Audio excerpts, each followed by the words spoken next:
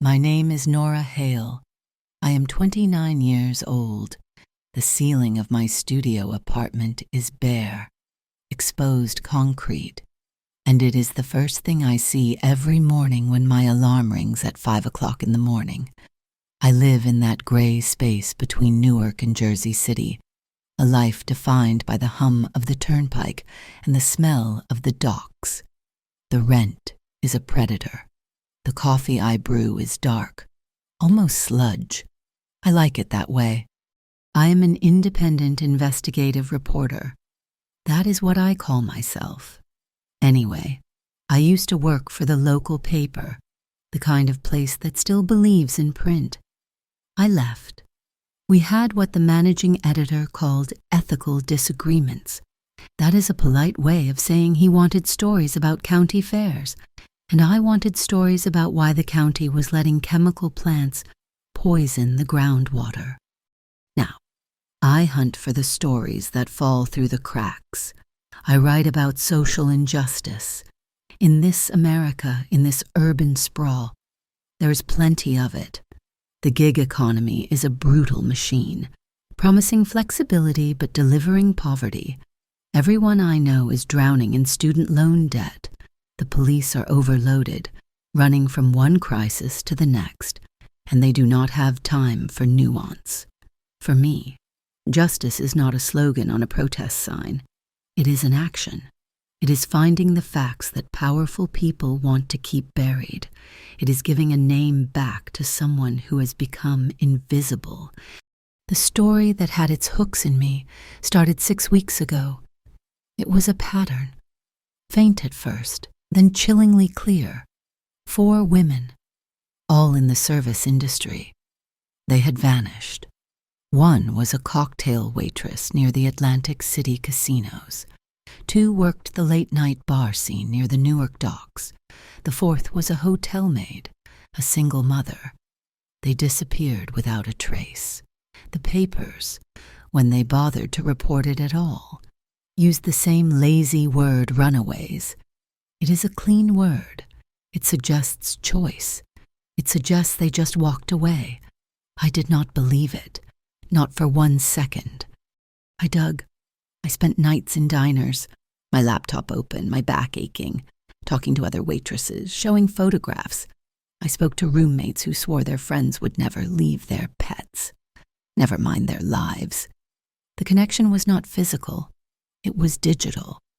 All 4 women were looking for extra work, trying to patch together enough money to survive. They had all responded to virtual recruitment advertisements. These ads promised incredible shifts, high tips, cash at the end of the night, the kind of offer you cannot refuse when the rent is due in 2 days. I found the digital trail. It was buried deep, but it was there.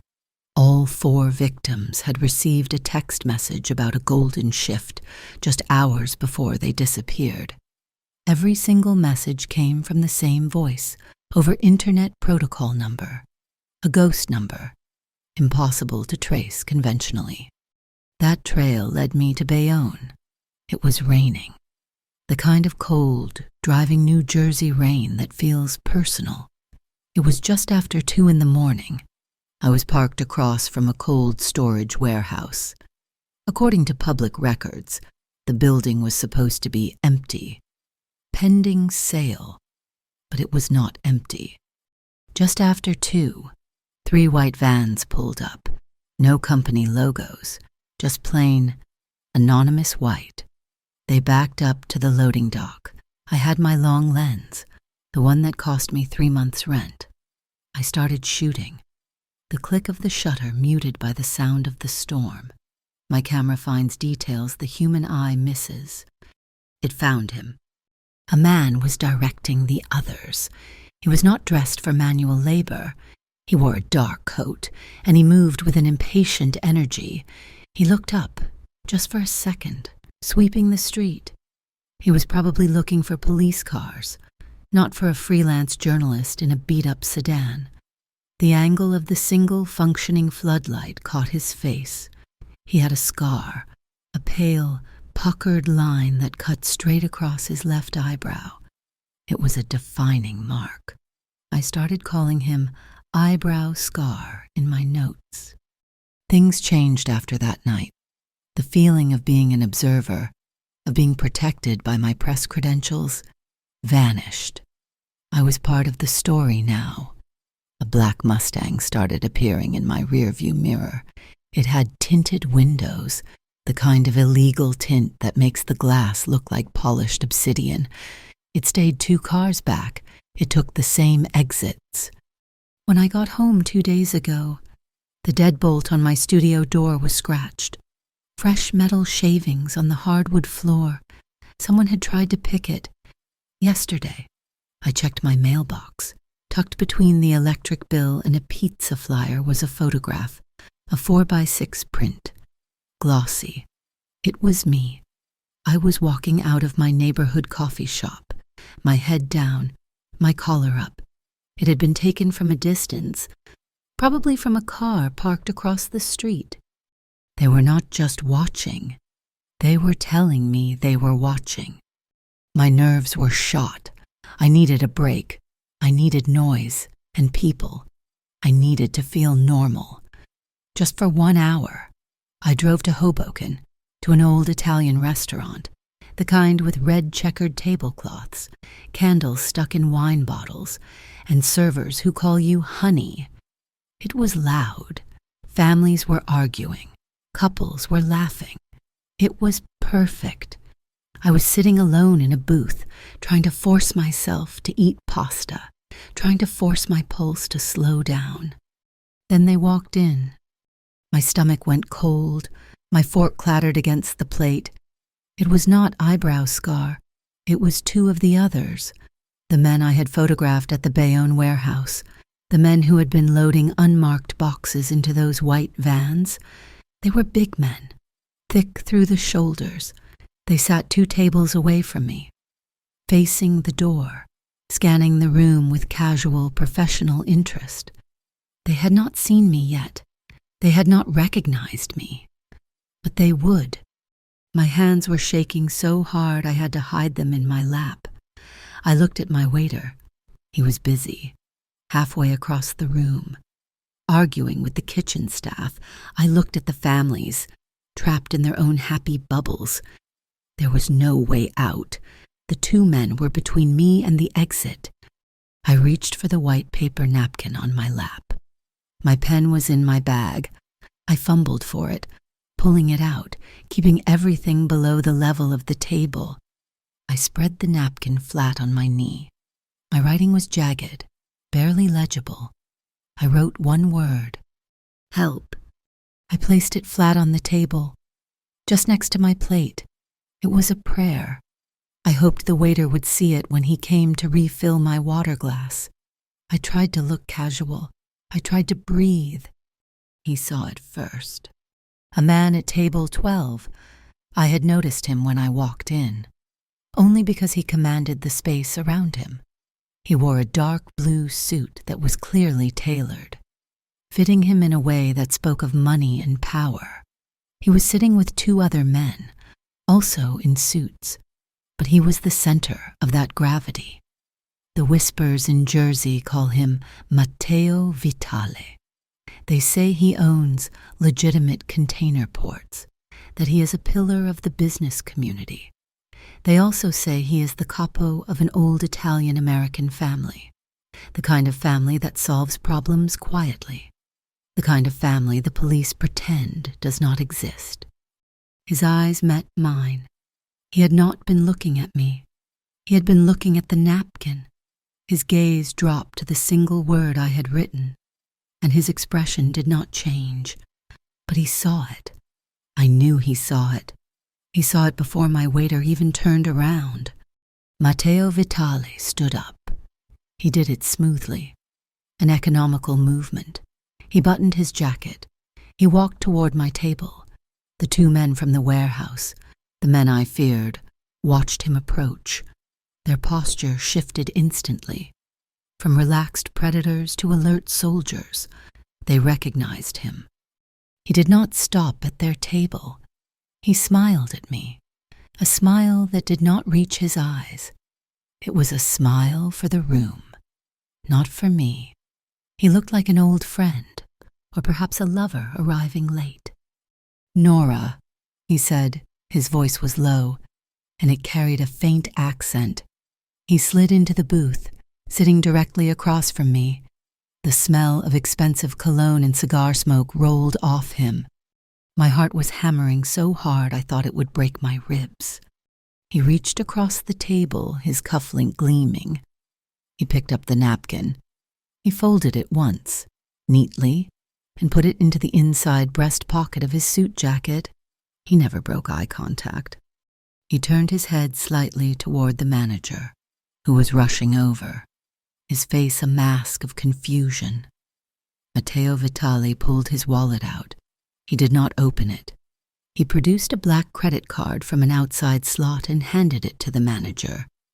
"We are leaving," he said. It was not a request. It was a statement of fact. He looked past me, toward the entrance, and gave a slight, almost invisible nod. His own bodyguard, a mountain of a man who had been standing by the door, immediately moved, repositioning himself to block the path from the warehouse men's table. Matteo Vitale looked back at me. His eyes were dark, and I could not read them. "Come on," he said, his hand gesturing for me to slide out of the booth. "You are with me." Matteo Vitale moved, sliding out of the booth and standing to his full height. He waited for me. There was no choice.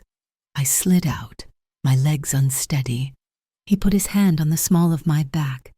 It was not a gentle touch. It was possessive. It was a claim.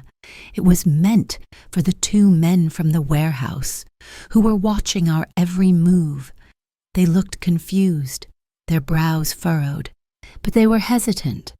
They knew exactly who he was. "Have a good night," Matteo said, his voice loud enough for the room, nodding pleasantly to the manager who was still holding his credit card. Dumbfounded, he guided me toward the door. I felt like I was walking through water. As we moved, I saw his two associates from Table 12 spring into quiet action. One of them, the mountain of a man who had been by the door, was already standing perfectly in the aisle, a polite smile on his face as he blocked the warehouse men's direct path.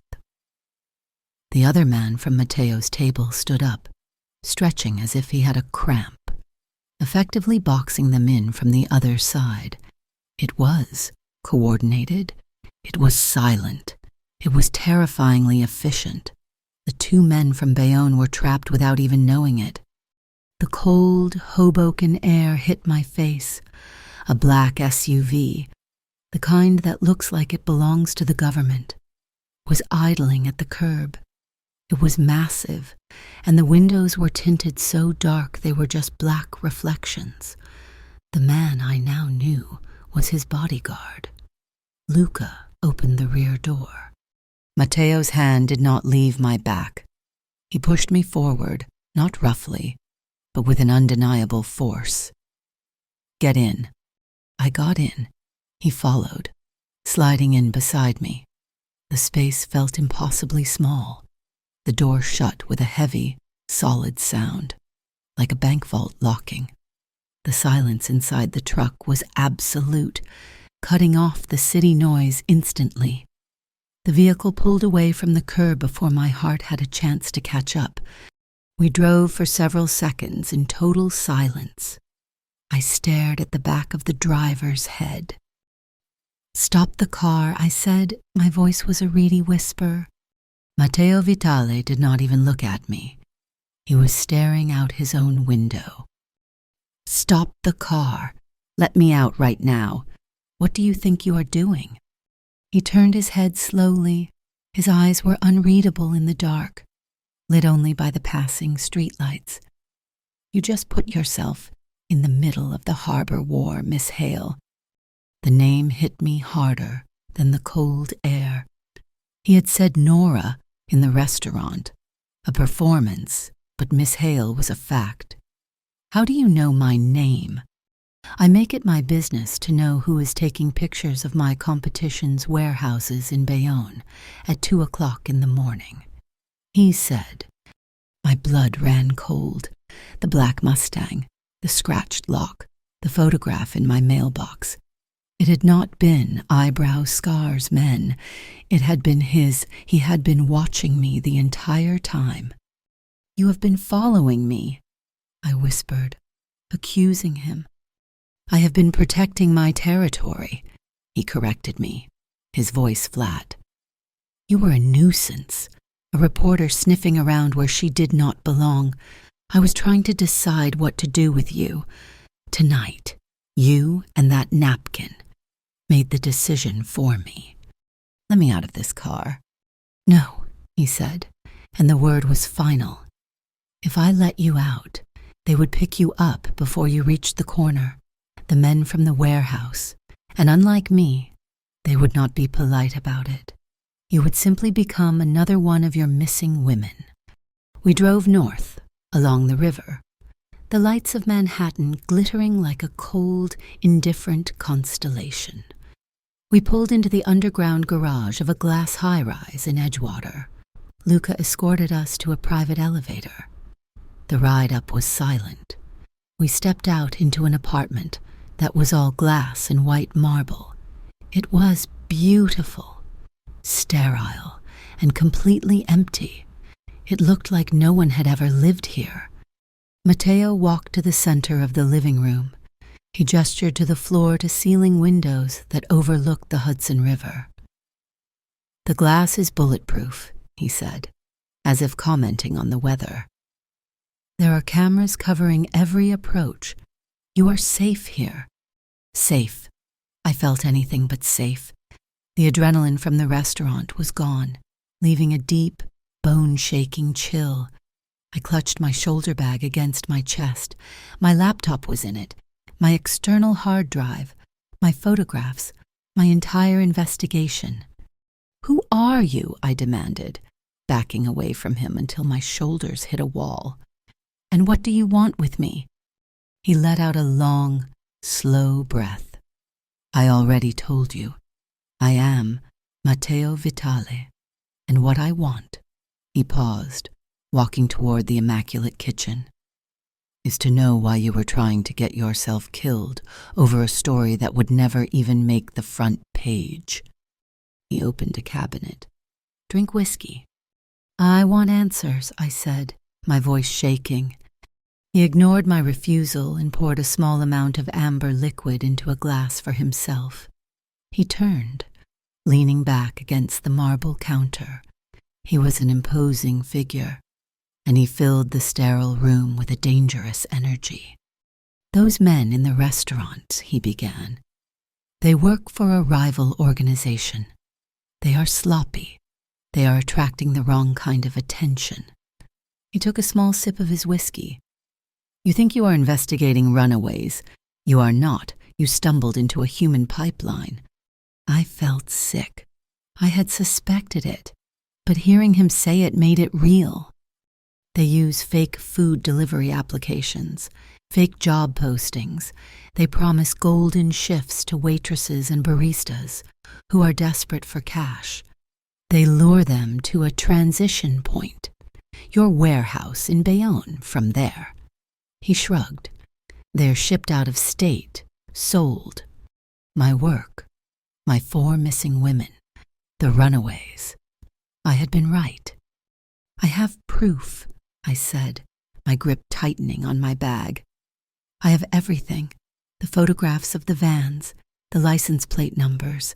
I have a clear shot of the man with the scar on his eyebrow. Matteo nodded.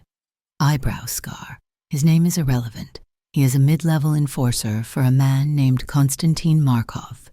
Costa. He runs what he calls Hollow Gate Logistics. He sees people as cargo. Nothing more. A terrible silence settled between us. He was a criminal. He was, by all rumors, a mafia boss, a capo, and he was telling me the truth. I do not trust you, I said, stating the obvious. I do not trust the mafia. His eyes hardened at the word, just for a second. That is wise. But I have to save those women, and I continued, my voice gaining a fraction of its strength. I have the data. I have the drive. I control it. I took a breath. This was it. I will work with you on 2 conditions.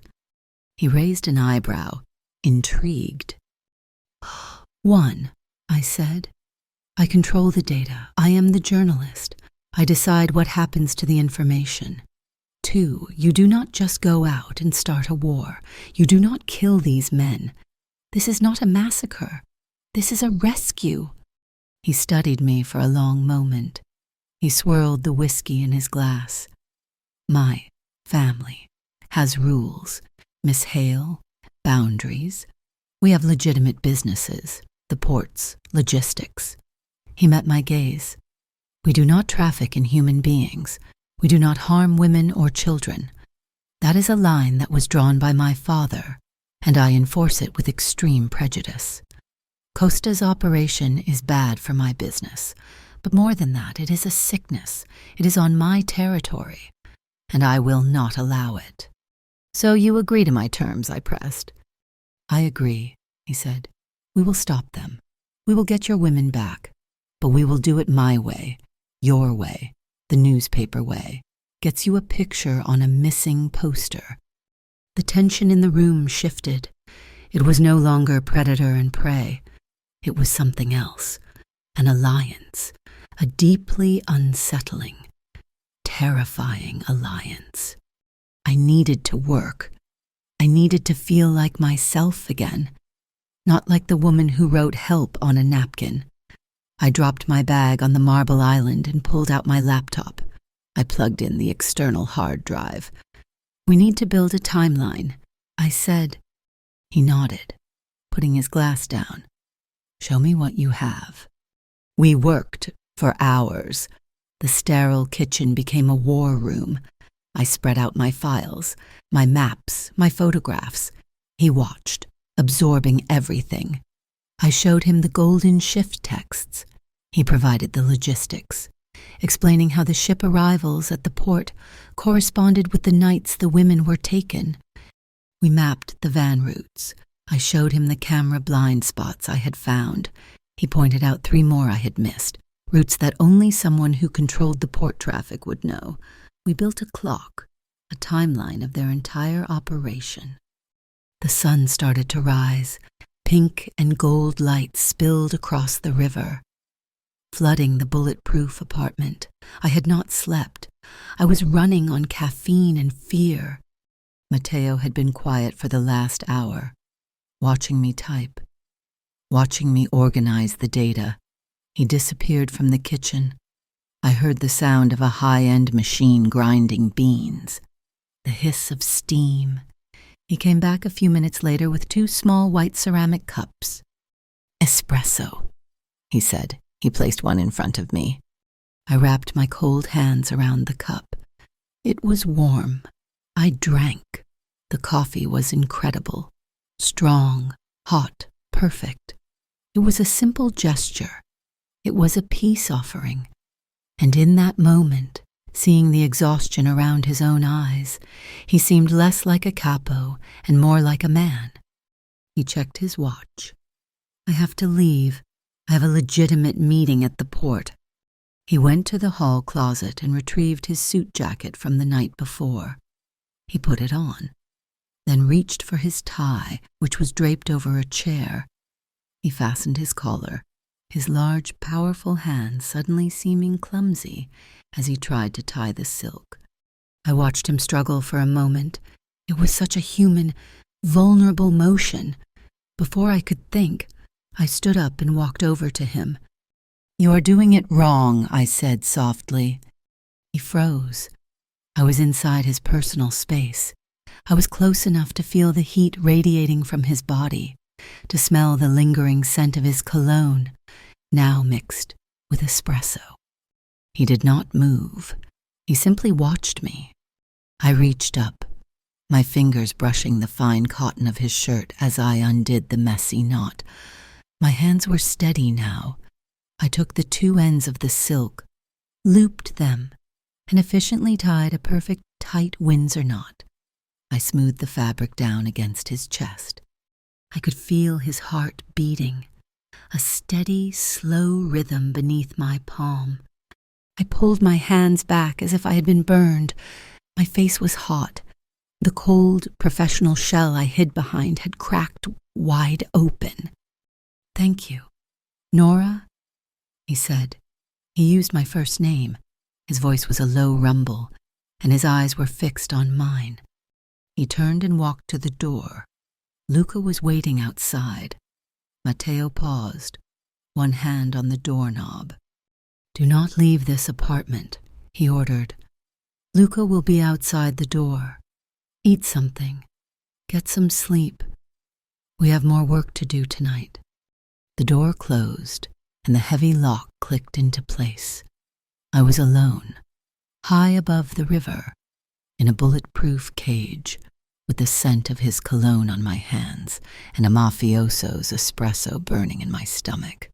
I had made my deal. I tried to sleep. It was impossible. The adrenaline from the night before had burned out, leaving a jittery, metallic taste in my mouth. Luca, Matteo's bodyguard, was outside the door. I could hear the faint, rhythmic creak of him shifting his weight. I was a prisoner in a bulletproof penthouse, and the silence was deafening. But I was a journalist first. I could not just sit and wait. I still had my laptop. I still had the voice over internet protocol number, the ghost number. Matteo was handling the physical world, the one with shipping manifests and legitimate meetings. I could handle the digital one. It took me 4 hours. I was meticulous.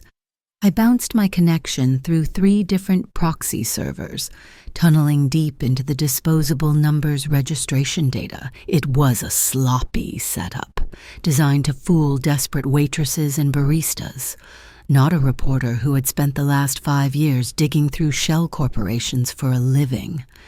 The number terminated, not to an anonymous server, but to a physical address. It was not the Hollowgate Logistics Warehouse. It was a short-term contract job center in Kearney, right in the middle of the industrial sprawl. I cross-referenced the business registration.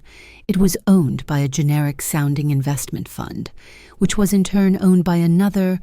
It was a perfect, nested doll of legal facades. Costa. This Konstantin Markov had built a careful, legal-looking recruitment office to feed his illegal human pipeline. I called Matteo's number. He had given it to me before he left, a simple string of digits on a fresh napkin. He answered on the first ring. "I found the recruitment center." I said, "No hello.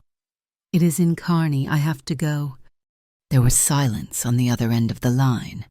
Then, "No. I am not asking for your permission, Matteo," I said, my voice hard. "I am telling you, this is the source. This is where they find the women. I need to see it. I need to talk to someone. I cannot sit here waiting." I heard him sigh, a sound of pure exasperation. "Luca will drive you. You will not get out of the car. You will look. You will not engage. Am I understood?" "Nora." "Understood." The drive with Luca was silent. He was a mountain of a man, and he drove the armored SUV with surprising delicacy. He never spoke. His eyes, visible in the rearview mirror, never stopped moving, scanning every car, every alley, every overpass. The job center was a sad-looking storefront, wedged between a discount tire shop and a check-cashing place. The windows were covered in faded paper flyers promising quick cash and flexible hours. I saw her before she even reached the door, a young woman, maybe 22 or 23. She was chewing her lip, her shoulders slumped in a way that screamed exhaustion. In her hand, she was clutching a printout, even from the car. I recognized the design. It was the Golden Shift advertisement. She looked tired, and she looked hopeful. She looked exactly like the other 4 victims. "Stop the car," I said. The boss said stay in the car. Luca rumbled, his voice like gravel. "Duh, stop the car or I am jumping out," I snapped, my hand on the door handle. "Look at her. Luca. She is next. She is the one they are going to take tonight." He cursed, a single, soft word, and pulled the truck to a hard stop at the curb. I was out before he could say another word. "Hey," I called out. The young woman turned, startled, her eyes wide with fear. "My name is Nora Hale," I said, speaking quickly, trying to sound official and safe, a combination I was failing at. "I am an investigative reporter. Please, do not go in there. That job offer is not real. It is a scam." Her name was Talia Brooks. She was 23. She was a barista, working 2 separate jobs, trying to pay for community college courses. She showed me the text message on her cracked phone. It was the same number, the same promise of $200 in cash tips for a 4-hour banquet shift. She had been skeptical, but she was also desperate. Her rent was due. I told her everything. Not about Matteo, not about the Mafia, but I told her about the 4 missing women. I told her about the white vans and the warehouse in Bayonne. Her face went pale, then white. She started shaking. "Oh my God," she whispered. He told me to bring my passport and social security card for payroll processing." She became my anchor. She was not a ghost on a missing persons report. She was a living, breathing timeline. She was the one who had almost been taken. She gave me the last piece I needed, the name of the recruiter inside, the man she had been texting with. He had told her to ask for Costa. When Matteo returned that night, the sterile apartment felt even smaller, charged with his energy. He looked tired, and the lines around his eyes were deeper. I told him about Talia Brooks. "Konstantin Markov," I said, writing the name on a legal pad I had found. "Costa, Talia's recruiter, told her to ask for him by name. He's not just the boss. He is on the ground." Matteo nodded slowly, unbuttoning his suit jacket. "Hollowgate Logistics. It is his primary legal front. He moves electronics, imported textiles. On paper, he is clean, a legitimate supply chain operator. But his secondary warehouses, the ones pending inspection or under fumigation, are his human pipeline." I finished. "He is a Russian-American. He is using the docks. He is using your territory." "He is poisoning my business," Matteo said, his voice flat and cold. "And he is breaking the rules." I spent the next several hours with Talia's testimony, building the case. But I was still a reporter. I still believed, maybe foolishly, in the system. I had an old contact, a source I had used for a story about port security 2 years ago. He was high up in the Department of Homeland Security. I thought I could trust him. While Matteo was in another room on a call, his voice too low to understand, I made my own call. I sent a single, heavily encrypted email. I attached 3 photographs: eyebrow scar, one of the white van license plates, and the Hollowgate Logistics logo from the Kearney Job Center. I sent no text, no names, just a seed. I thought I was being clever. It was a terrible, catastrophic mistake. An hour later, I was on my laptop, my encrypted notes application, the one where I kept my entire investigation, my contacts, my timelines. Suddenly flashed a bright red warning across the screen. Session expired. It logged me out. I tried to log back in. Password incorrect. My blood ran cold. I tried again.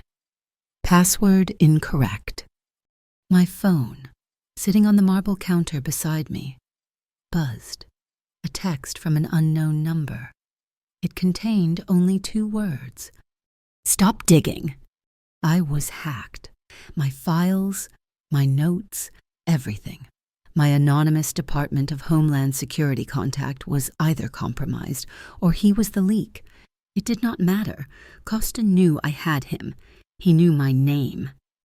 We are moving, Matteo said. I jumped.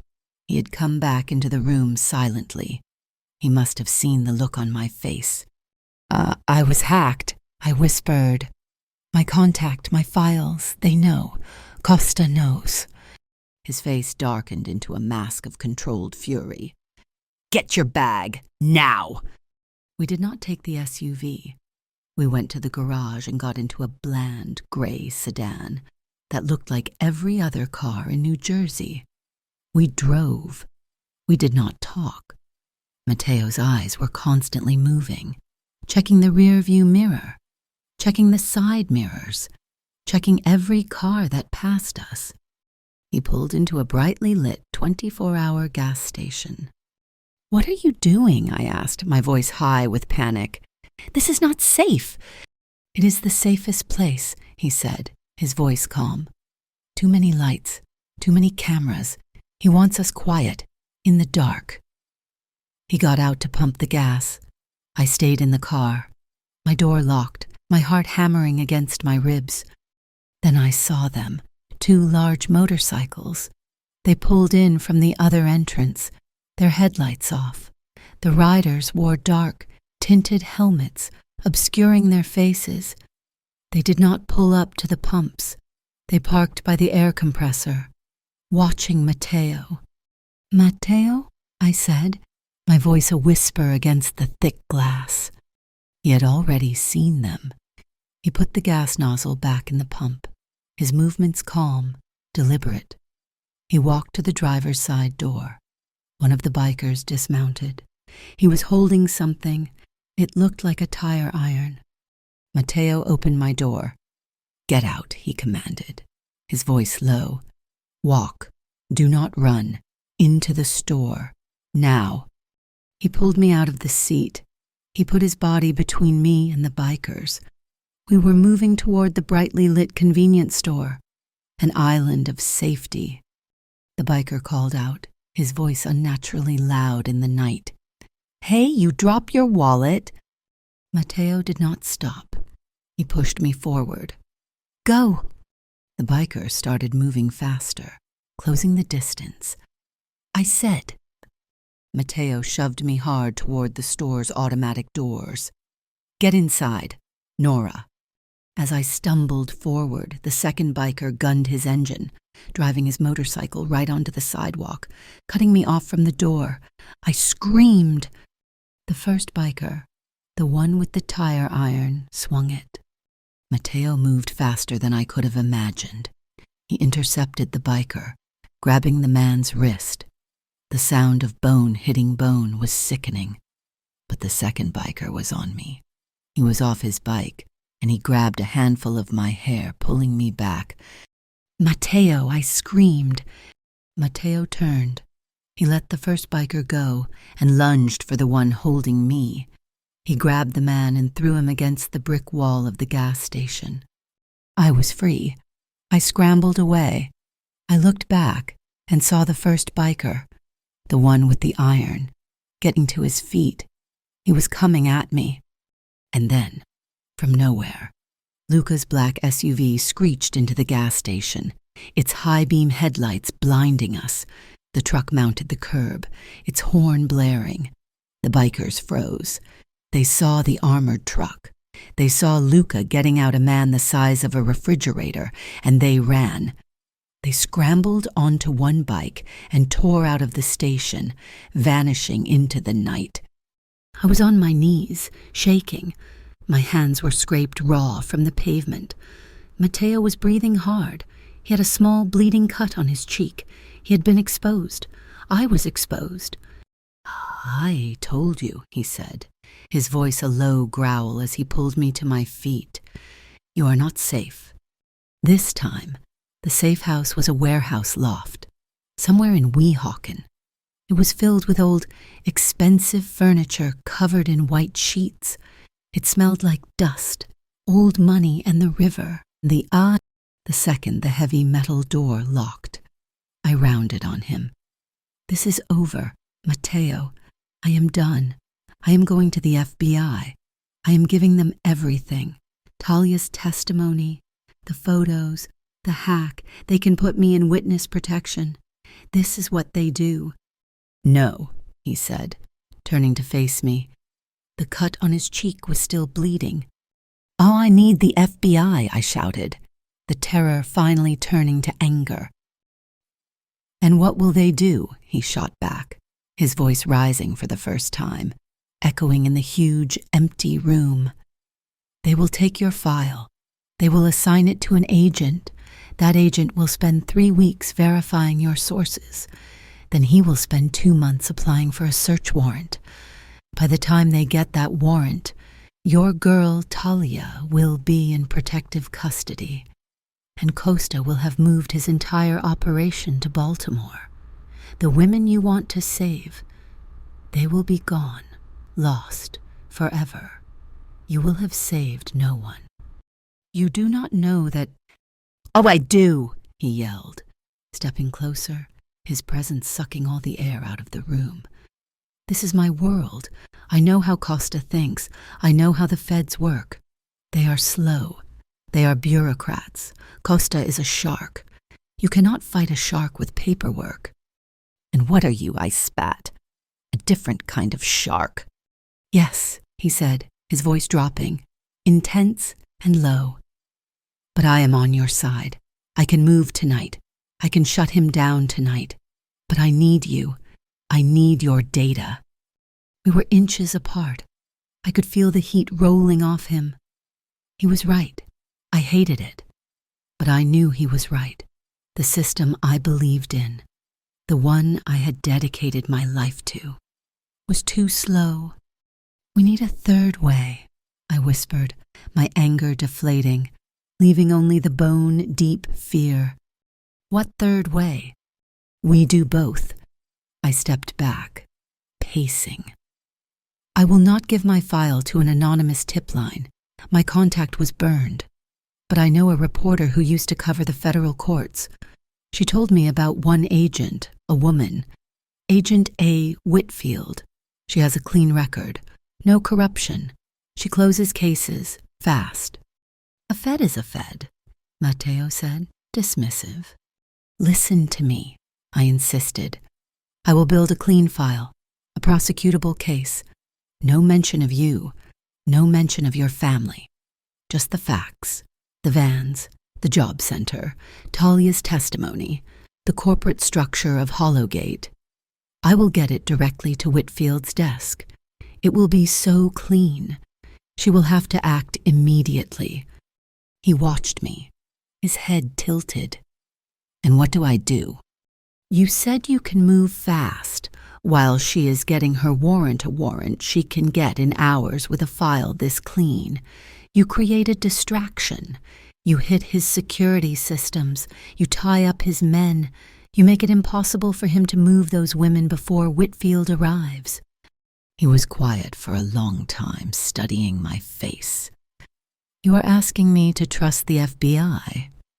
And I am trusting a capo, I retorted. It seems we are both compromised. He nodded. Once? All right. We do it your way. Build your file. Nora, make it perfect. We had to move one more time just to be safe. Luca was outside, loading our minimal gear into the sedan. The Weehawken loft was compromised. Costa's men were actively hunting us. We were in the underground parking garage. It was all concrete and deep shadows, smelling of gasoline and damp earth. It is clear, Lucas said, stepping back from the ramp.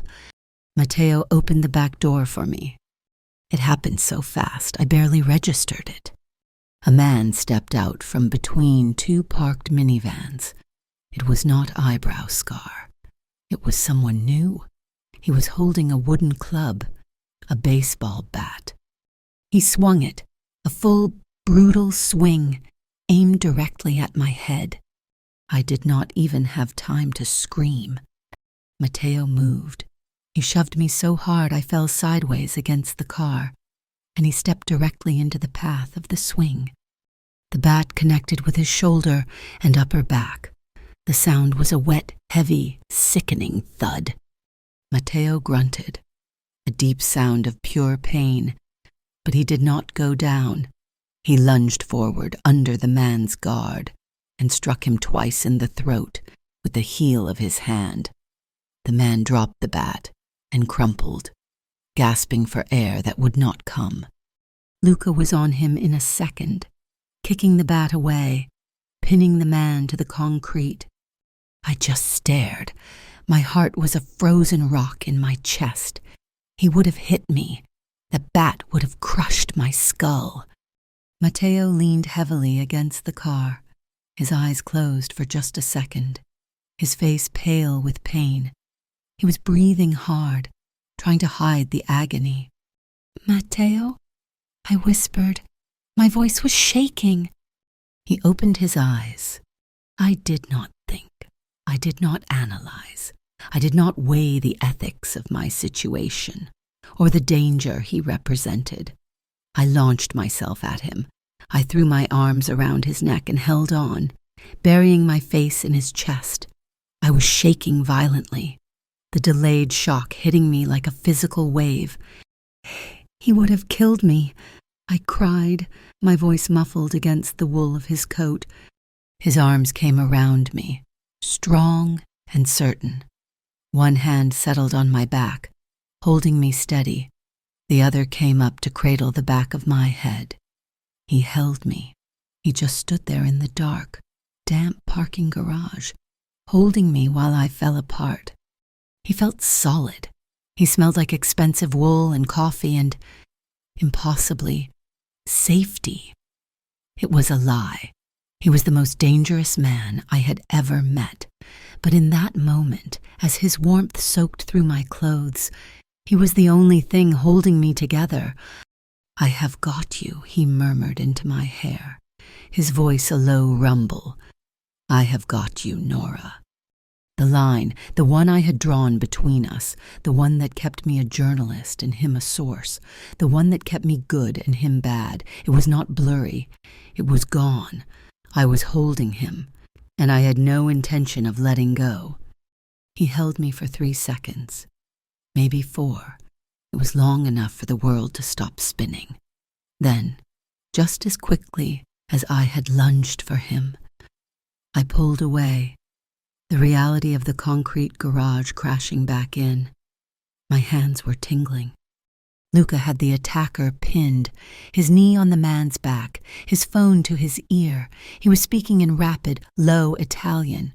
Mateo did not look at his captured man. He looked at me. His face was pale, his jaw tight with a pain he refused to show. The bat had hit him hard. I could see the seam of his expensive coat, splitting over the shoulder. "You are hurt," I said. It was a stupid thing to say. "I am fine," he lied, his voice a low rasp. He flexed his arm, and I saw him wince, a sharp, involuntary movement. "The car, now, we do not have time for this." Luca hauled the man to his feet, disarmed him, and pushed him into the back of the black SUV that had just arrived with 2 more of Mateo's men. They were silent, efficient, and they did not look at me. We got into the gray sedan. This time, the safe house was not a showpiece. It was a pre-war apartment in a brick building overlooking the river, a place that smelled like old wood, floor wax, and security. It was fortified, but it felt lived in. It felt like I made him take off his jacket. The wool was torn, and beneath it, his shirt was already darkening with a bruise that was spreading across his shoulder blade and collar. "You need a doctor," I said. "I have one," he said, dismissing it. "Later. We have work to do." We're running out of time. We were. The attack in the garage was an escalation. Costa was no longer just watching. He was hunting. We were trapped in this apartment, and the clock was ticking. The call came just after midnight. Matteo had one of his burner phones, a simple, non-smart device, pressed to his ear. He listened for a long time, his face unreadable. He finally clicked the phone shut. "My source at the port," he said, his voice flat. He looked at me, his eyes dark with a cold fury. "Costa is liquidating his assets. He is planning a clean move.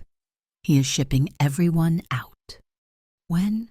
My stomach felt hollow. Thursday night, this Thursday, 2 days from now. He ran his good hand through his hair. "He is moving 14 women. The warehouse in Bayonne will be empty by Friday morning. This is our last chance. Nora, after this, they are gone for good." I nodded. The fear was still there, a cold knot in my stomach. But the anger was hotter. "Then let's finish it." For the next 36 hours, I did not sleep. I worked.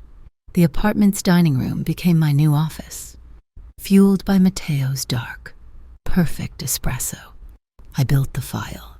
I took every piece of data, every photograph, every text message, every timeline, and I wove it into a single, undeniable narrative of cold, calculated cruelty. Matteo sat across from me. He was in pain. I could see it in the way he held his left arm, the way he shifted in his chair. But he did not complain. He just provided answers. "Costa uses 3 shell corporations," he said, pushing a piece of paper across the table. "Here are their names. Here are the bank routing numbers. He moves the money through a bank in Cyprus."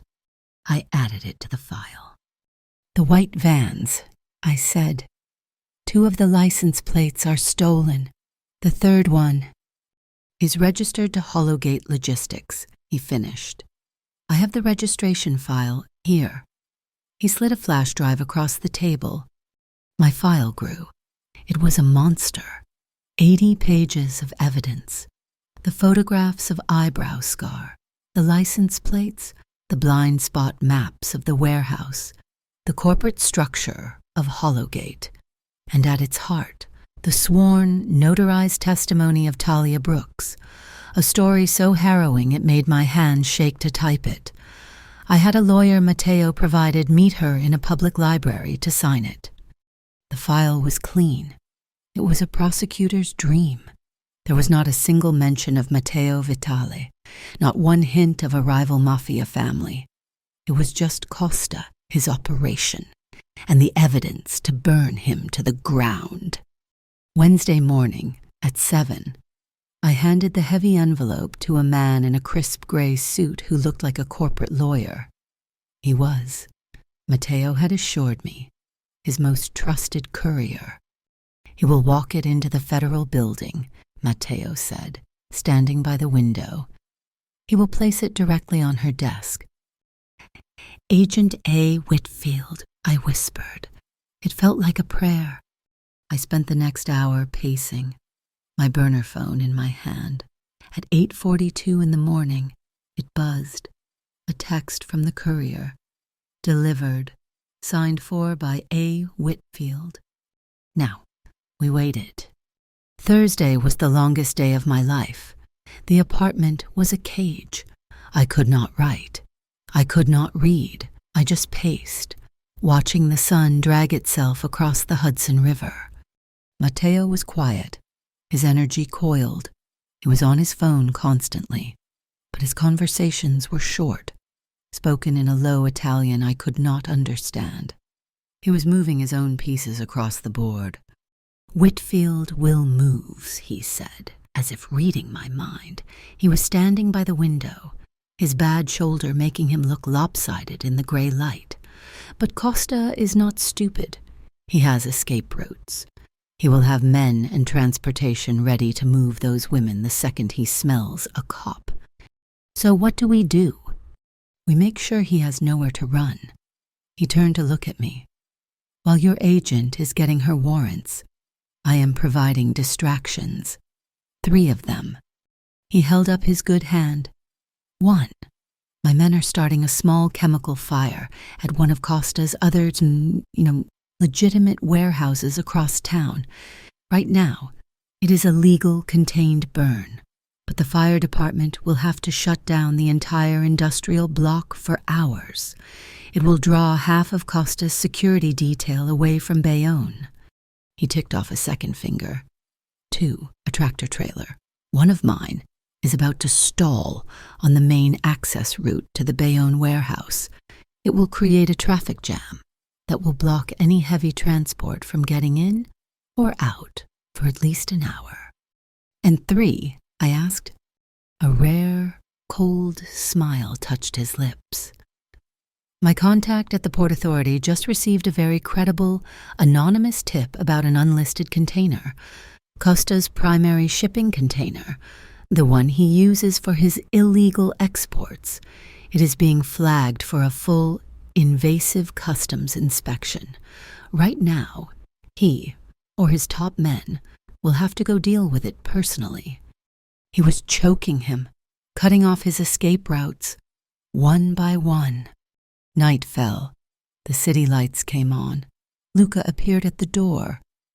It is time. Matteo looked at me. You are not going. Like hell, I am not, I shot back. I started this. I am seeing it through. You will be a liability, he said, his voice hard. I will be a witness, I retorted. From a distance, but I am going. He stared at me, his jaw working. He knew he could not stop me without physically restraining me, and he would not do that. Luca, he said, his voice sharp with frustration. She stays in the car. You park on the highway overpass, a mile away. She sees nothing but the lights. If she even tries to open the door, you drive her back here. Understood. Luca nodded once. Boss. The drive was silent. Luca parked the gray sedan on a steel overpass that shuddered every time a truck went by. It was a mile away, just as he had been ordered, but I could see the glow of the Bayonne warehouse district. I could see the lights of the port. My hands were ice cold. I clutched my digital audio recorder in my pocket. A useless reflex. There was nothing to record out here but the sound of the wind. I stared at the screen of my burner phone. The clock. 9:15 in the evening. My leg bounced, a frantic rhythm against the floor mat. 9:16. This is... I started to say. Quiet, Luca said, his eyes scanning the road. 9:17. I squeezed my eyes shut. Please, Whitfield, please be real, please be fast. 9:18. My phone buzzed in my hand, a text from Matteo. One word. Now. I looked up, and the world erupted. From the west, a swarm of blue and red lights. From the south, another. They converged on the warehouse district, a silent, deadly wave of federal and local police, the FBI. They were real. They were here. They are hitting the front, I whispered, my face pressed to the glass. My phone buzzed again. Matteo, they are in. He is running them to the back. My guy just locked the electronic gates. 90-second delay. Got him. Costa's men were running the women out the back door, right into a trap that Matteo had electronically sealed. They were caught. A helicopter, a news chopper, appeared, its spotlight cutting the darkness. Then another, a police chopper. I could see tiny figures scrambling on the roof of the warehouse, lit by the helicopter beam. One of them. He was moving fast, trying to jump to the next building. It had to be him. Eyebrow scar. He ran behind a large ventilation unit, and in the swirling smoke and light, he just vanished. The next 2 hours were a blur. I listened to the police scanner on an app. Human trafficking operation. Multiple arrests. Securing the victims. Mateo's phone went straight to voicemail. Then, a new number lit up my screen. An unknown caller. I answered. "Is this Nora Hale?" The voice was female, crisp, professional, and exhausted. "Yes. Who is this?" "This is Agent Whitfield." My knees went weak. "Are they?" "We are clear," she said, cutting me off. "We have them. 14 women. We are processing them now. My car is at the checkpoint at 3rd and South. I will tell them you are a confidential informant. Get here." She hung up. Luca was already driving. Getting through the police barricades with a single flash of a small, laminated card I had never seen before. He drove me right into the heart of the chaos. And I saw them. They were huddled on the bumpers of ambulances, wrapped in silver shock blankets. 14 women. Their faces were smudged with dirt and tears. One had a nasty cut on her forehead. Another was limping, her ankle clearly sprained. But they were alive. They were looking around, dazed, but they were here. A woman in a dark suit, a victim support advocate, saw me standing there, useless. "Can you help?" she asked, her voice raw. I nodded, unable to speak. She pointed to a young woman, maybe 20, who was sitting on the pavement, rocking back and forth, her eyes wide and empty. I sat down next to her, the cold, gritty asphalt seaming through my jeans. I did not say anything. I just sat. After a minute, I held out a bottle of water. She took it, her hands shaking. "What is your name?" I asked, my voice barely a whisper. "Maria," she whispered. "Maria," I said. "Can I call your family? Is there someone I can call for you?" She nodded, and the dam broke. She choked out a phone number through her sobs. For the next hour, that was my job. I was not a reporter, I was a lifeline. I held a phone to Maria's ear as her mother's screaming sobs of relief came through the speaker. I wrote down a brother's number for a girl named Sarah. I sat, I listened, and I witnessed the exact moment they were found, the moment they were broken, and then, stitch by agonizing stitch, started to be put back together. I overheard 2 agents talking by a patrol car. "Costa's gone," one said, angry. "Slipped the net just before we sealed the perimeter. Bastard must have had a boat in the canal." "What about the one on the roof?" the other asked. "The one with the scar?" "Evaporated," the first one said, like a ghost. My heart sank. Costa and eyebrow scar were gone. I stood up, my legs aching. I scanned the perimeter past the yellow police tape, past the flashing lights and the news vans that were starting to arrive, and I saw him. He was standing in the deep shadow of an unlit container crane. Half a block away, he was alone. His bad shoulder was slumped, giving his powerful frame a broken silhouette. He was just watching. He was watching me. Our eyes met across the chaos. He did not smile. He just held my gaze. He gave a single, slow nod, a nod of confirmation, a nod of something. Then he turned and melted back into the shadows of the port. He was gone before the first reporter could aim a camera in his direction.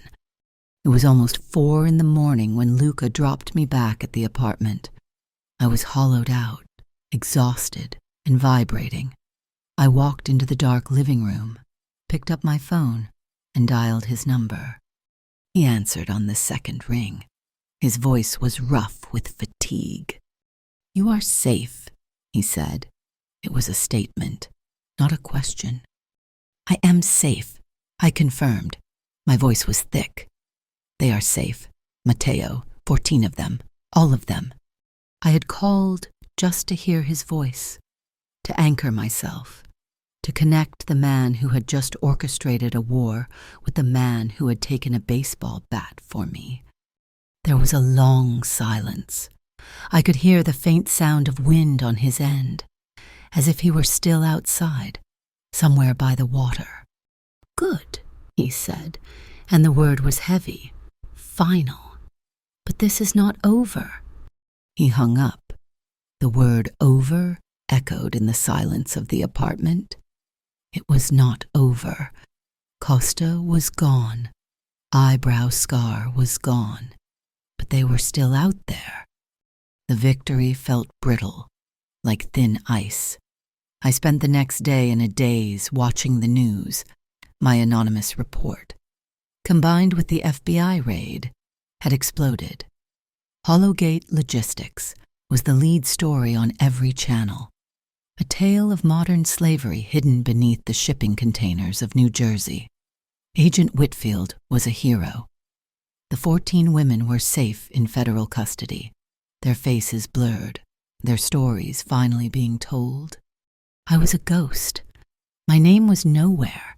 It was a perfect piece of journalism, and it felt completely hollow. Matteo did not come back that day. He called once, his voice distant and strained. "Stay inside. Luca is downstairs, by the main door. Do not open it for anyone." I was safe, but I felt like I was back in my studio apartment, waiting for the lock to be picked. That night, sleep would not come. I was on the sofa in the living room. The city lights blurred shadows on the far wall. It was just after 2 in the morning. The first sound was wrong. It was not a knock. It was the sharp, splintering crack of the apartment's front door frame. They were not picking the lock. They were using a battering ram. I did not scream. I did not even breathe. I grabbed my phone and ran. Luca. He was downstairs. They had come from another way. The roof, the adjoining terrace. "Nora!" I heard Luca shout from the hallway, outside the apartment. Then, the sickening, deafening sound of gunfire. Not 1 shot, but 3. Fast. Pop, pop, pop. A heavy thud. My heart stopped. "Luca." I ran to the back of the apartment, to Matteo's study. Before, when he had shown me the apartment, he had pointed to a tall, wooden bookcase.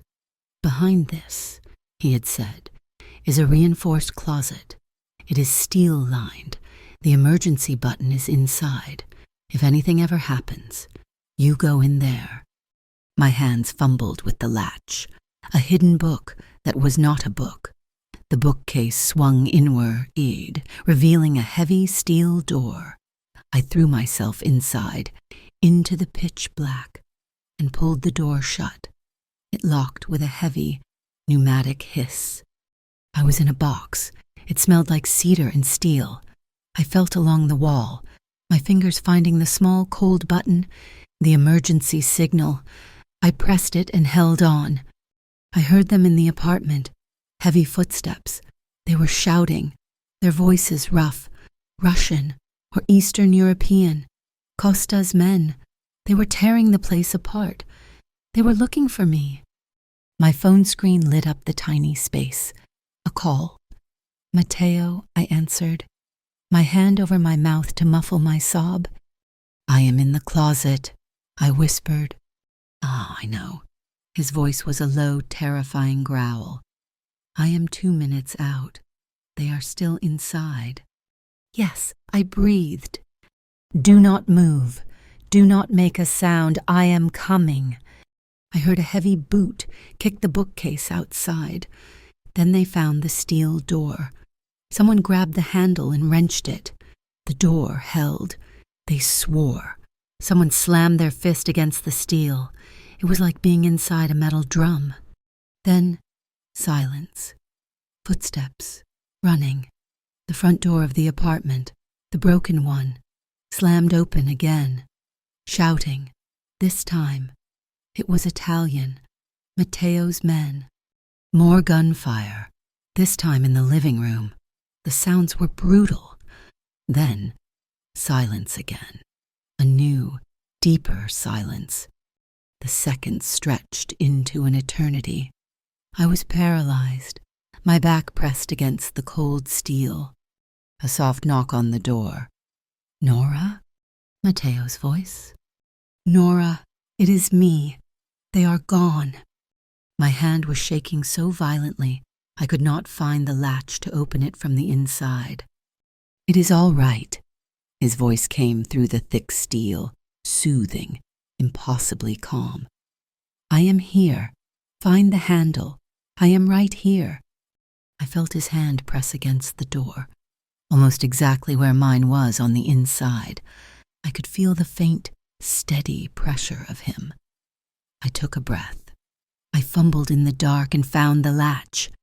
The door hissed open. He was standing there. His face was a mask of cold fury. He was not wearing a suit. He was in dark jeans and a black sweater, and he looked lethal. He reached in and pulled me out, his grip hard on my arms. The apartment was destroyed. Furniture was overturned. Bullet holes stitched the walls. And Luca was on the floor by the entryway. He was lying in a pool of blood. His eyes closed. Two of Mateo's men were already beside him, one pressing thick bandages to his chest. "Is he—" I could not say it. "He is breathing," Mateo said, his voice clipped. "The ambulance is on its way." The high, thin wail of sirens was already growing in the distance. He had called them before he even got here. He led me away from Luca, out of the ruined apartment and into the hall. He did not let go of my arm. We were in the parking garage. The ambulance was screaming up the ramp. Paramedics rushed past us. Mateo was standing by the gray sedan, his back to me, his phone to his ear. I knew he was getting a report. Then his other phone rang. The burner. He went still. He looked at the number. He answered it. "Vitali," he said. He did not put it on speaker, but in the cold, echoing concrete of the garage, I heard the tinny, accented voice on the other end. It was Costa. "You cost me a great deal of money." "Vitale," the voice sneered. 14 assets, a federal investigation.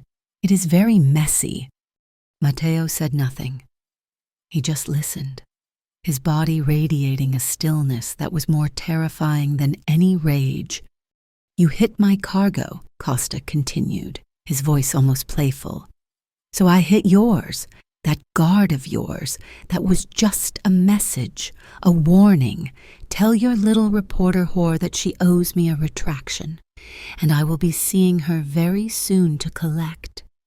Mateo ended the call. He did not say goodbye. He just pressed the button, cutting Costa off. He stood there for a full 10 seconds, perfectly still.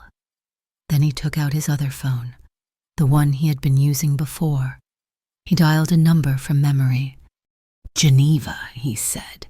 His voice was soft, devoid of all emotion. "It is me. Liquidate the holding account.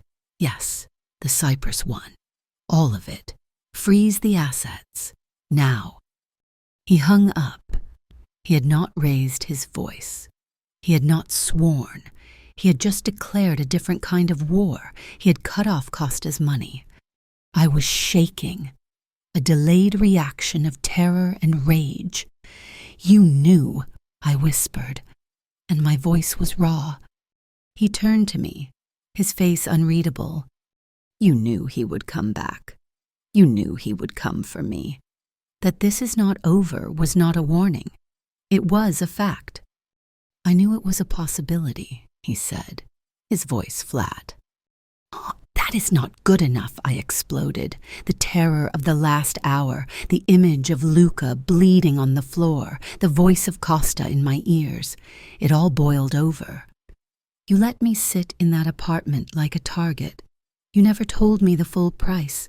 You never told me what this really meant. What else are you not telling me?" He was silent, his jaw tight. "Tell me!" I screamed, slamming my fist against the cold sedan. "Tell me everything. Matteo. No more secrets, no more half-truths. You owe me that. You owe Luca that." He stared at me for a long time, the ambulance's flashing red lights washing over his face. "Everything," he asked, his voice low. "Everything." He took a breath, and he told me. He told me about the number of enforcers he actually had. He told me about the 2 border points he controlled, and the one Costa used. He told me about the politicians on his payroll, and the ones on Costa's. He explained that Costa was just one head of a hydra, a network that stretched into Europe. He told me the real cost of this, why he had to move carefully, why he could not just start a war. He laid it all bare, the entire terrifying architecture of his world. We were at the hospital. The smell of antiseptic and old coffee burned my nose. We had been sitting in the surgical waiting room for 3 hours. Matteo had not moved, his hands steepled in front of his face. I had never seen him look so lost. A man in scrubs, his mask down, came through the double doors. Family of Luca Rossi. Matteo was on his feet in an instant. "I am. He is my—" He paused. "He is my family." "Doctor," I corrected, my voice hoarse. The doctor nodded. "He is stable. He was very lucky. The bullets missed his major arteries and his spine. He lost a lot of blood, but he is strong. He is in recovery. He is going to make it." The air left my lungs in a single, painful rush. I sagged against the wall, my legs weak with relief. Matteo did not move. He just closed his eyes and leaned his forehead against the pale green hospital wall. He was shaking. It was a faint tremor, but I saw it. The mask was gone. I stepped toward him. I did not know what to do. I put my hand on his arm. The muscle beneath his sweater was rock hard, knotted with tension. "He is okay, Matteo," I whispered. He turned his head slowly, his eyes still closed. Then he opened them. He looked at me, and I saw something I had never seen in him before, a raw, aching vulnerability. He did not say anything. He just reached for me. He pulled me against him, his one hand tangling in my hair, his other arm wrapping around my waist, lifting me against him. He kissed me. It was not a soft kiss. It was not gentle. It was a desperate, drowning kiss. It tasted of stale coffee, fear, and profound, agonizing relief. It was not just romance. It was a seal. It was a promise. It was 2 people who had just walked through a fire, clinging to each other on the other side. It was a commitment of shared responsibility, of shared trauma. When he finally let me go, we were both breathless. We drove back to a new apartment, another one, this one smaller, more hidden. Dawn was breaking. Neither of us had slept in 36 hours. He went to a safe hidden behind a painting and pulled out a thick, leather-bound ledger.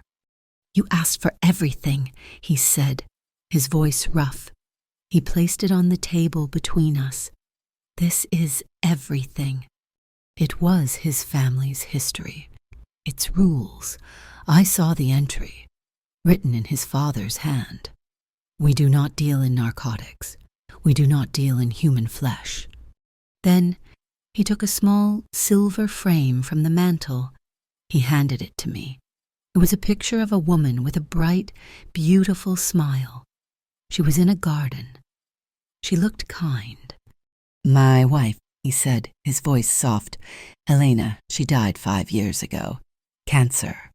He looked at the photo. She was a social worker. She worked with runaway kids.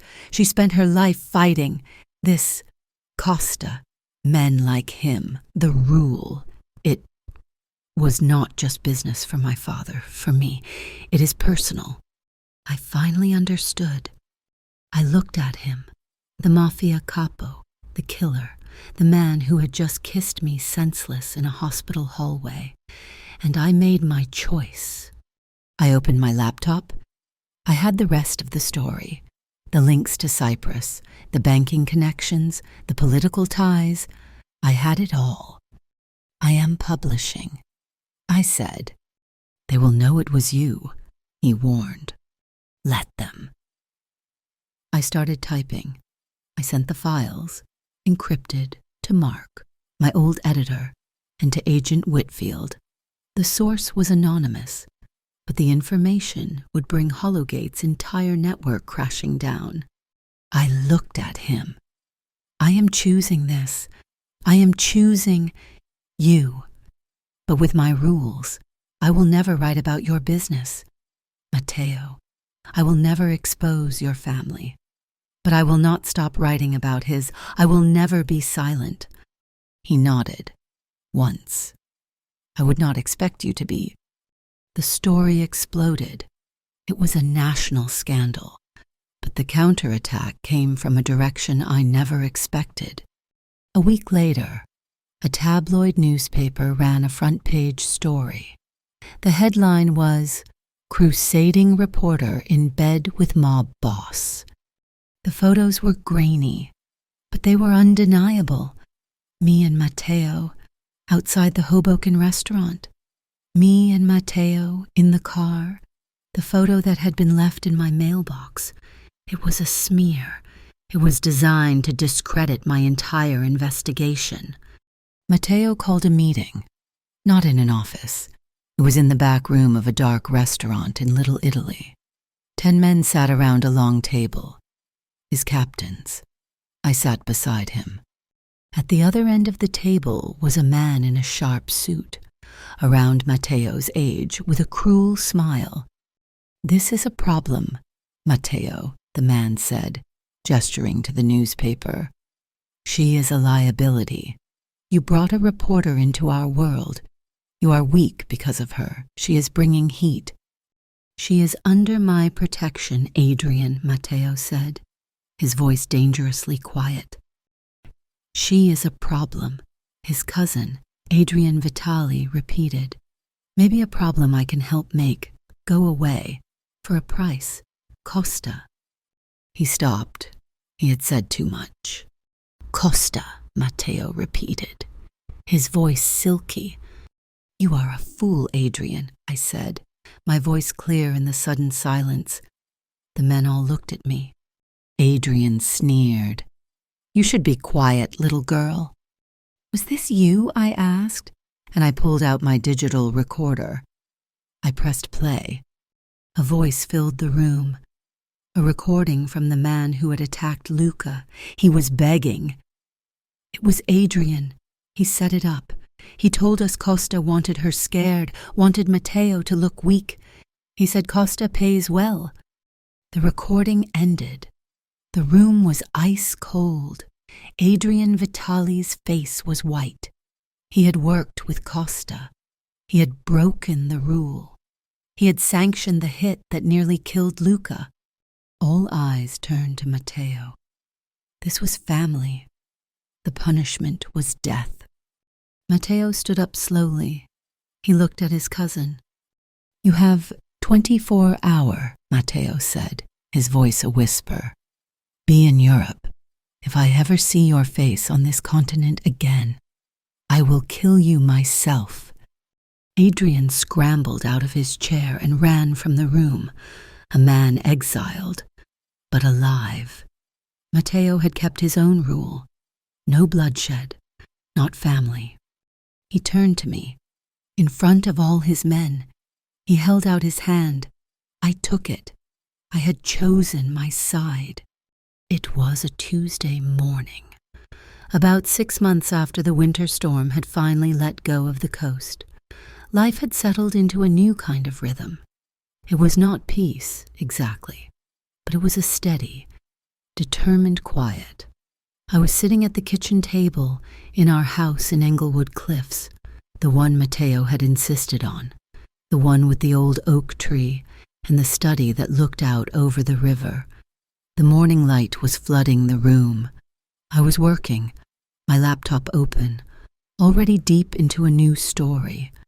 I heard the hiss of the espresso machine, and a moment later, he set the small white ceramic cup down on the table next to my hand. I murmured my thanks, my eyes still scanning the legal document on my screen. "You need to stop," he said. His voice was quiet, but it had a different weight to it. I stopped typing. I looked up. He was standing on the other side of the table, watching me. He was not in a suit, just a dark gray sweater and jeans. His face was serious, his eyes intense. He was not looking at my screen. He was looking at me. What is it?" I asked, my stomach tightening. "Is something wrong? Is it Luca?" "No," he said. He shook his head. A small, quick movement.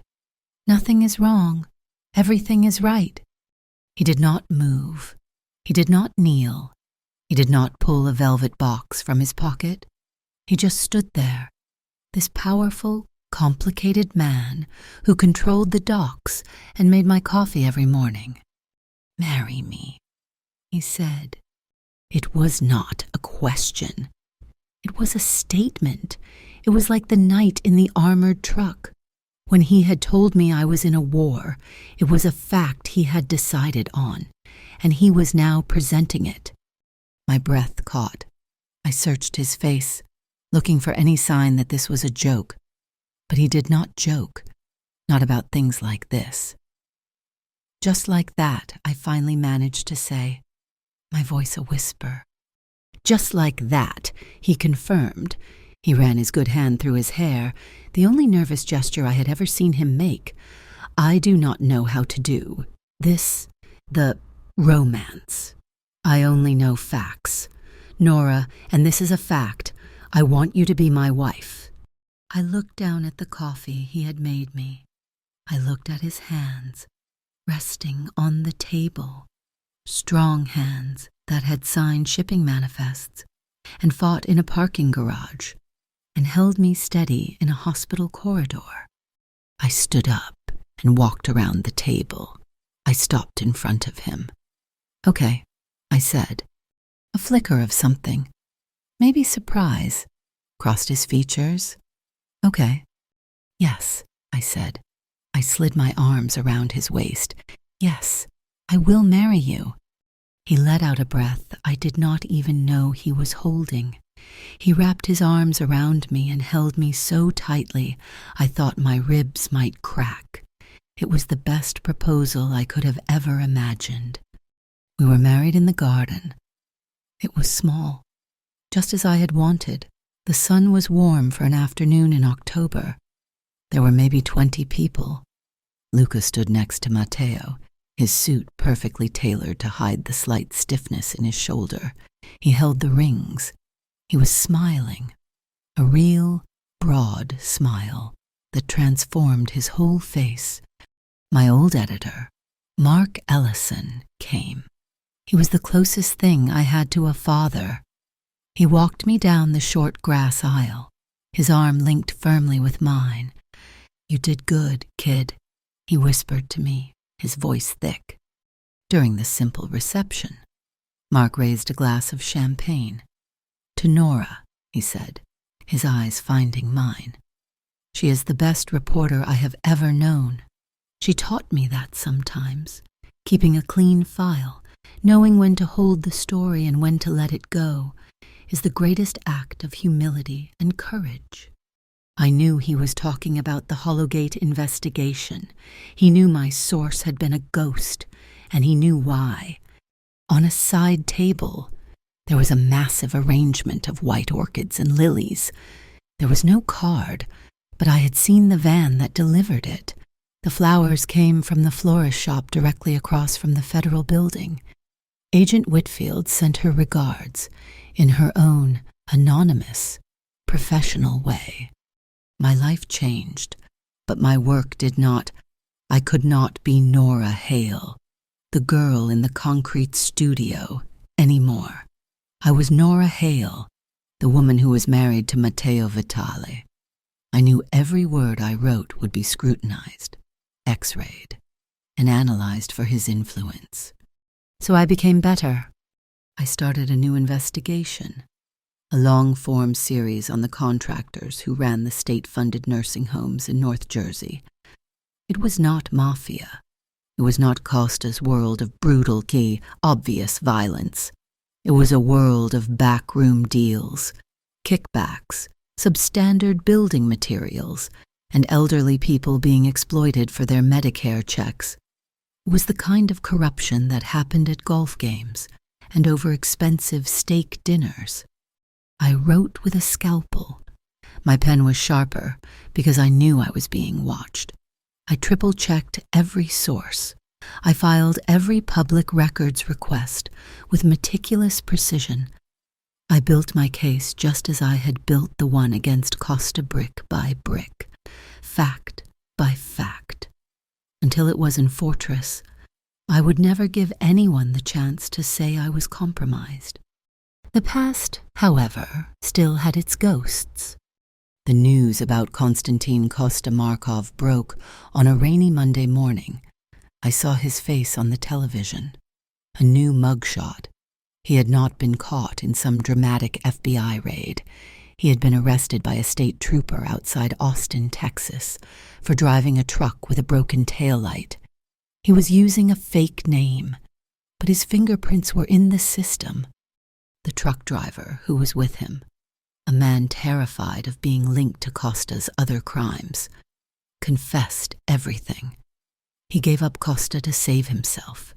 It was a pathetic, quiet, and fitting end for a man who had treated human beings as cargo. He was gone. And Eyebrow Scar, the man from the warehouse. He was smoke. He had vanished from that rooftop in Bayonne and was never seen again. The rumors were just whispers on the docks. Some said Costa had him killed for his failure. Others said he was working private security on an oil field in Azerbaijan. He was just a ghost, which was all he had ever really been. The nursing home series won a state journalism award. It also brought in a surprising amount of money from syndication. I took all of it and started a small foundation, a legal aid fund. It was small, just a tiny rented office in Newark and 2 overworked public interest lawyers. It was for service industry workers. It was for the Talias of the world. It was for the waitresses, the baristas, the hotel maids, the women who were desperate and overworked, the ones who were vulnerable to the golden shift offers. It gave them a place to turn when their pay was stolen or their bosses harassed them. Matteo came to the small, sad opening. He looked at the second-hand desks and the flickering fluorescent lights. He did not say anything. The next day, an anonymous donation appeared in the fund's bank account. It was a massive sum, enough to keep the lights on and hire 2 more lawyers for the next 5 years. I never asked him. He never told me. It is late tonight. It must be almost 2 a.m. I am in the study. The window cracked open. I can smell the river and the damp earth. The house is silent, except for the click of my keys. I am writing. I heard the floorboard creak in the hall, but I did not look up. A moment later, a bowl slid onto the desk next to my keyboard. It was hot pasta, the simple kind, with garlic and olive oil and chili flakes. Matteo. He leaned down, his shadow falling across my screen, and he kissed the top of my head. His hand came to rest on my shoulder, his thumb rubbing a small circle. "You need to eat," he said, his voice a low rumble. "You will wear yourself out, Nora." I stopped typing and leaned my head back against his hand. Almost done, I murmured. He did not leave. He just stayed there, a solid, warm presence at my back. On the radio, I kept on my desk for background noise. The late-night news program shifted. In local news, the announcer's voice said, flat and tired. Authorities in Elizabeth broke up what they are calling a labor trafficking ring tonight. The raid on the restaurant followed an anonymous tip from a new community data sharing service. My fingers stilled on the keys. I looked up at Matteo. He was already watching me, his expression unreadable in the glow of the monitor. He gave a single, slow nod. The story was not over. It would never be completely over. Costa was gone, but there would always be other Costas. We were not living in a clean world of black and white. We were living in the gray zone, that impossible space between the letter of the law and the heart of justice. But we had found our own bright line. We had built it ourselves, out of facts and trust and a shared, brutal history. Our love was not a fantasy. It was a discipline, and our fight for justice was not a single, dramatic battle. It was just daily, grinding work. But in the quiet of the night, with the man I loved standing behind me, and the sound of another rescue on the radio, I finally understood. We had something that felt, for the first time, like true faith. Thank you so much for listening to this story. I am so curious to know where you are listening from. Please, let me know in the comments below. I would love to connect and share our thoughts. If you enjoyed this, please subscribe to my channel, Mafia Boss Stories, and give this video a like. And if you really want to support the channel, please press that hype button so more people can hear this story.